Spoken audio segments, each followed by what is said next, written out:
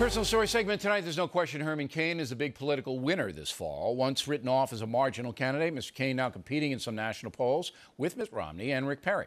Question is, can a relatively inexperienced guy like Cain put together an organization that can win the nomination? Here now is the man who attempted to do just that 4 years ago, Mike Huckabee, former governor of Arkansas, Fox News analyst. What are the odds, in your opinion, that Herman Cain wins the nomination? I think I would give him 40%, Bill. It's not. He doesn't have a 50-50 shot, but he's got a shot. It's a long shot. 4 out of 10. 4 out of 10. Okay. What is his main deficit? So you give him a 40% shot of securing a nomination. What's holding him back from saying a 70% shot? Money and organization. The two key things you got to have in states like Iowa. It's a very just old-fashioned. You know, you got to have boots feet on the ground. You got to do that. But he has enough money to compete in Iowa, I think, Cain. You don't have to have a lot of money in Iowa. No. And you don't have to have a lot of money in New Hampshire. But by the time you start getting into South Carolina, South Carolina is more of a media budget. Right. Florida is very much, almost exclusively a media budget. That means you have to buy television time. You got to buy a lot of TV time. All right, so Cain now that he's a player, all right, so there are 3 players. Would you agree with me right now? Romney, wouldn't count Perry. Out anyone. Oh, no, I know Seriously, you have to say that. It's too early. I just said Bill, it's now, too early. as it stands now. Okay, now you got Cain and Romney and Perry. All right. Now, after the debate next week, somebody might rock it up. But Cain was written off by many of us. Yeah. All right. So he now has to convince people to give him money. I think he is making his case. He's connecting with people. And here's the thing. Some people have money, and then they try to connect with people. Mm-hmm. Some people connect with people, and then they go out and get the money.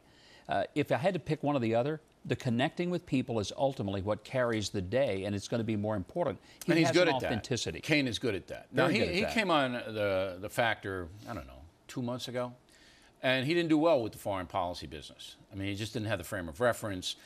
And I think people understand that he's not a foreign policy guy. He's just not. The letters I get from Cain supporters say, well, he can hire guys out. He can get experts around him to bring him up to speed. What troubles me about that is that's the same thing we heard from Barack Obama. Wasn't experienced, didn't have a lot of executive experience. You had it in Arkansas. He didn't have any. Look what has happened to an inexperienced guy like President Obama. But the experience that Herman Cain does have is executive experience, bringing people together, it's in the making business decisions. realm.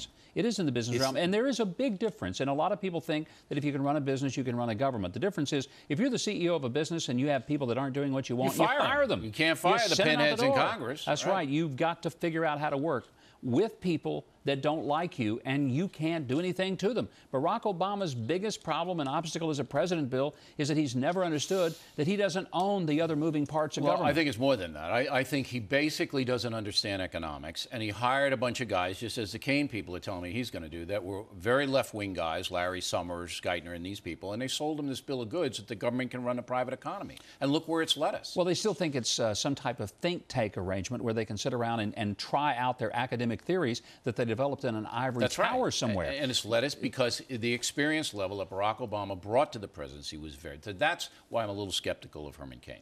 Now, you did a PSA with George Clooney and Bono and all these guys, okay? And it was a noble cause, trying to get money and supplies into Somalia to feed starving people there. We're going to have a poll on this, Governor, a little bit later on, because the controversial part about this is that everybody said the F word, including you. But I actually didn't say, my F word was famine. When we but they bleeped you out. Right. And the point of it all, Bill, is to show that the real obscenity is that 30,000 children every day are dying out of starvation. But do you have to use shock value, that is the thing, to get this kind of a thing across? Don't people know? You're talking about it. That's what's important for people to actually discuss. Right. Would you be discussing famine on your show today? I might be. No, you wouldn't, Bill. Look, if Bono would come on here, of course I would. Okay. All right? I mean, if they want to stand up and come in and convince me and the millions that watch the Factor that we must spend money over here, I'm willing to listen to that. But the shock value in this is a little controversial. But I think it's noble, and I know why you did it. Now, you have, I don't know whether you guys know this or not, but the governor has a DVD series, not Xbox blowing up zombies, but about American history for kids. Well, and it's because